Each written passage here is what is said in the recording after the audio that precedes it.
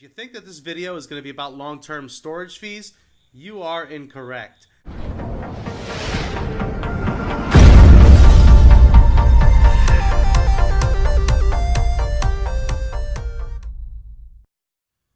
What's going on, everybody? It is Manny and I am back with another video. Well, summer is over, fall is upon us, textbook season is wound down, and many of us are naturally starting to look forward to fourth quarter.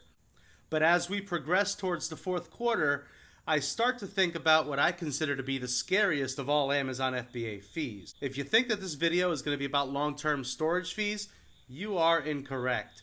This video is all about the fourth quarter monthly storage fees. Now, as you already know, every single month you're paying long-term storage fees. You're also paying monthly storage fees on all of your units that have been in the warehouse for 12 months or less. But your monthly storage fees take on a much different look when you get into the fourth quarter.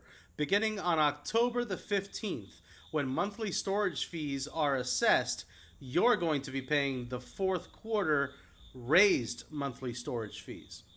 Now, just to give you a really good idea, here is what your monthly storage fees look like.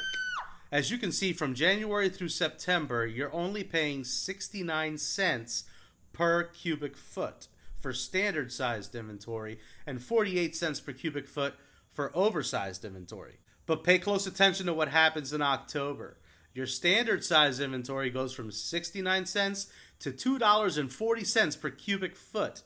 That is 3.5 times. Now, for oversized inventory, you're getting a real bargain. It goes from 48 cents to $1.20, so it only goes up 2.5 times. So, for example, if you're used to paying $30 a month on average for your monthly storage fees, in the fourth quarter, for the assessments in October, November, and December, you would be paying roughly $105 instead per month. Even though it's not the end of the world, that is a huge jump in fees, especially when you're getting it month after month after month. So here's how I address those fees.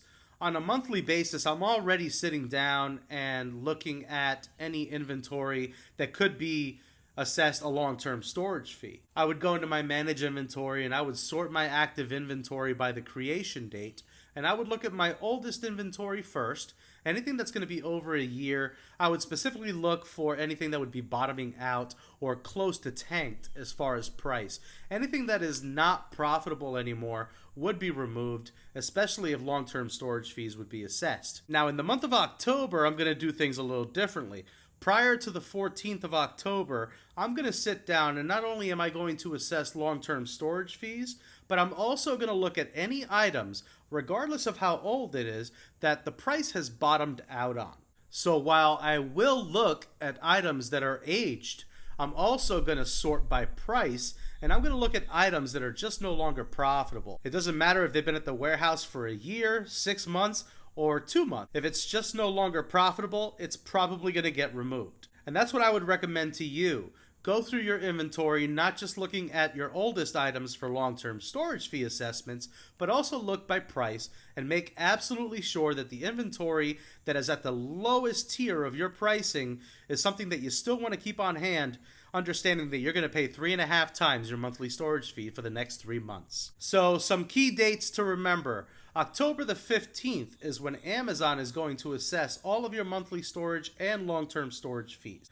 So by October the 14th, 11:59 p.m., you will have already needed to take an action as far as disposing, whether that means having it returned to you or destruction. And once those storage fees are assessed, you will pay for them in November.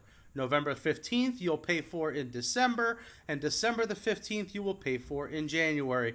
One more tip, if you are like me and you are out there and you are sourcing some items that you're going to sell specifically after Black Friday, I'm actually going to hold off on shipping those items in. If I know that I'm not going to sell them right away, I wait until after the October 15th assessment before I ship them to Amazon. That still gives me a ton of time to get them into Amazon's warehouse. That gives me a ton of time to make sure I did everything correctly, and I keep sourcing while Amazon receives everything, distributes it to the correct warehouses well before Black Friday. And one last tip, once you've sat down, you've done the work, you've analyzed your inventory, and you've decided what you're keeping and what you're removing, don't overthink it and don't focus on the fees. Fees are a part of every business. There are fees that you're going to pay. And if you're paying more fees, hopefully it's because you're going to be making more money on that item. But here's the question of the day. With Q4 coming along, what are you doing to prepare? And are these monthly storage fees something that you're considering in your preparation? Go ahead and put in your comments below, because a lot of us have been waiting all year for this one. Well, that's all for today's video, folks. If you enjoyed this video, you want to see me make more videos like this one, please remember to share, like, and subscribe to support the channel. If you haven't liked this video yet, go ahead and hit that thumbs up. And if you're not subscribed to the channel yet, go ahead and tap on that book bag right there. And while you're in there, tap on that bell. Turn on those bell notifications so that YouTube tells you every time I drop a new video.